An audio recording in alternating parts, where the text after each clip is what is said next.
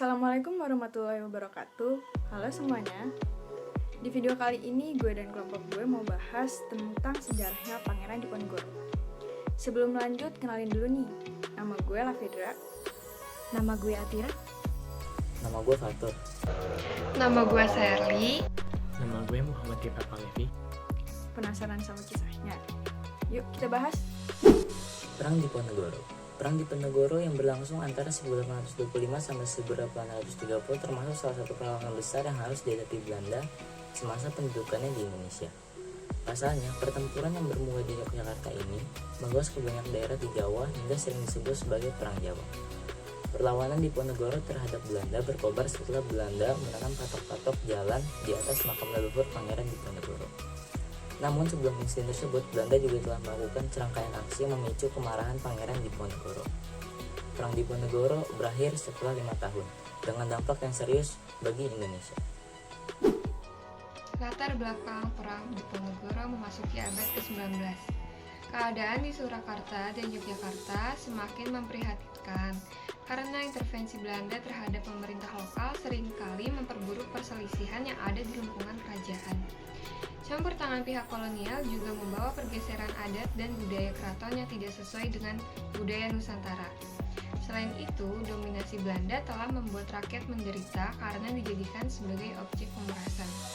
Pasalnya, para petani tidak dapat mengembangkan hidupnya karena harus menjadi tenaga kerja paksa. Beban mereka pun semakin berat karena diwajibkan untuk membayar berbagai macam pajak. Melihat penderitaan rakyat akibat kekejaman Belanda, Pangeran Diponegoro tidak mau tinggal diam. Pangeran Diponegoro yang memiliki nama asli Raden Mas Ontowiryo adalah putra Sultan Hamengkubuwono III yang pada awalnya memilih untuk tidak ikut campur urusan keraton karena ibunya bukan seorang permaisuri. Namun, ketika Belanda dirasa terlalu banyak mencampuri urusan keraton, Pangeran Diponegoro membulatkan tekad untuk melakukan perlawanan.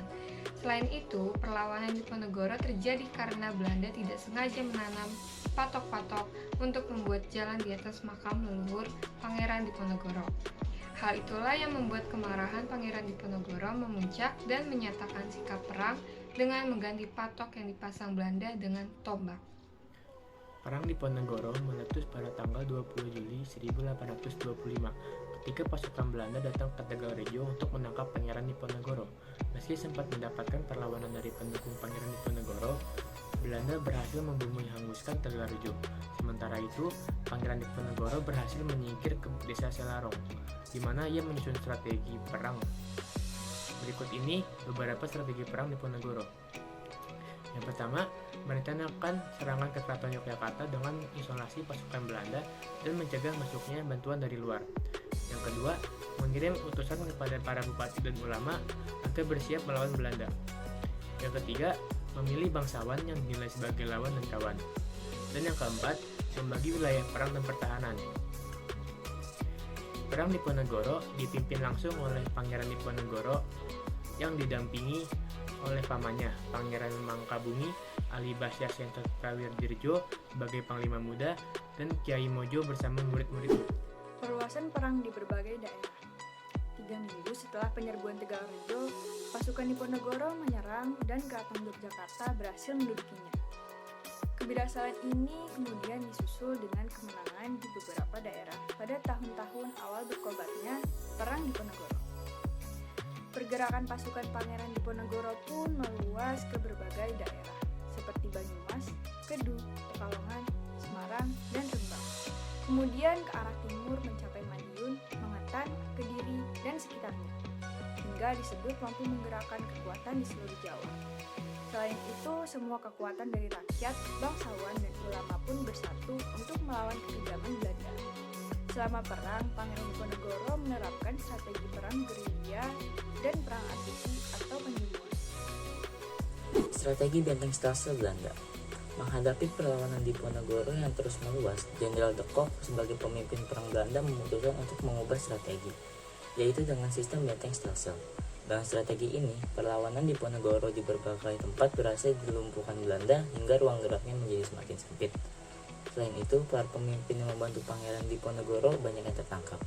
Kendati demikian, belum ada tanda-tanda bahwa perlawanan Diponegoro akan berakhir. Akhir dan hasil perang Diponegoro. Pertempuran sengit antara Belanda dan Pangeran Diponegoro baru berakhir pada 28 Maret 1830. Kala itu, pasukan Pangeran Diponegoro dijepit di Magelang oleh Jenderal De Cock. Demi membebaskan sisa pasukannya, Pangeran Diponegoro rela menyerahkan diri. Pangeran Diponegoro kemudian ditangkap dan diasingkan ke Makassar hingga akhir hidupnya. Perang Diponegoro terjadi selama 5 tahun dan menimbulkan dampak yang sangat besar. Berikut ini beberapa dampak perang Diponegoro bagi Indonesia. Yang pertama, menelan korban tewas sebanyak 200.000 jiwa penduduk Jawa. Kekalahan Pangeran Diponegoro menegaskan penguasaan Belanda atas Pulau Jawa. Raja dan Bupati Jawa tunduk pada Belanda. Terima kasih.